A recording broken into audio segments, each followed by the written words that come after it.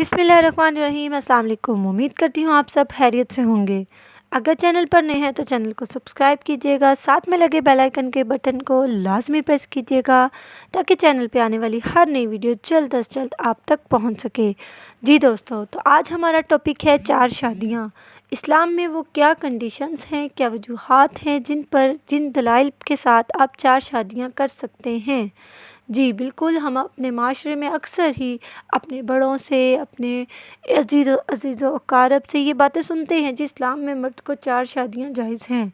लेकिन हम वो लकीर के फ़कीर वो बंदे हैं, हम ये नहीं सोचते कि वो कंडीशंस, वो दलाइल क्या हैं जिन पर पूरा उतरते हुए इस्लाम हमें 4 शादियों की इजाज़त देता है। जी, अब मैं एक छोटी सी मिसाल देती हूँ। एक आदमी हो, वो अपनी पहली ही बीवी अपने बच्चों की ज़रूरियात ज़िंदगी को पूरा नहीं कर सकता।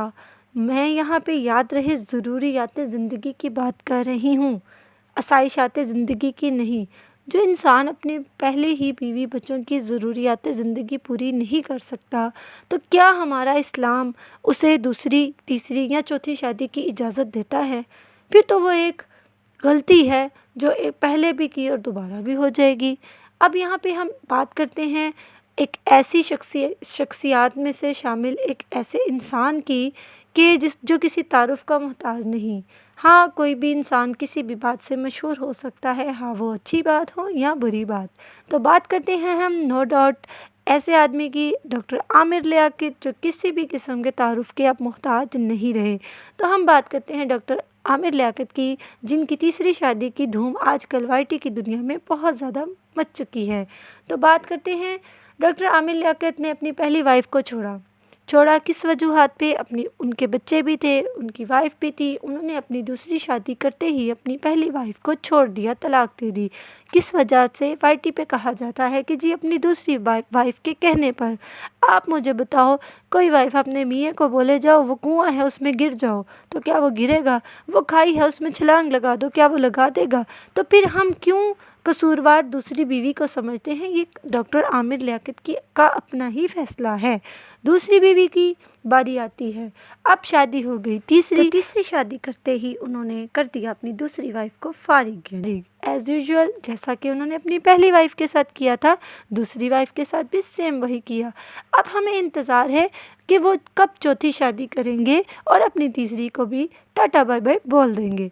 तो हम इन्हीं कंडीशंस पे आकर कहते हैं कि क्या इस्लाम में 3 शादियां करना कोई जुर्म नहीं? बिल्कुल जुर्म नहीं।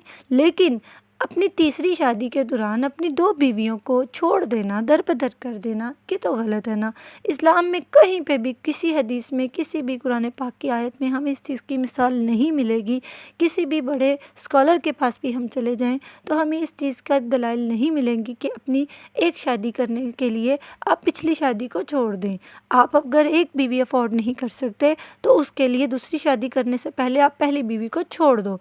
ये किसी किस्म का इंसाफ नहीं है बस। लेकिन हमारा माशरा, हमारी society as usual womens versus society आपको यही बताती है कि हमारा माशरा किस तरफ जा रहा है।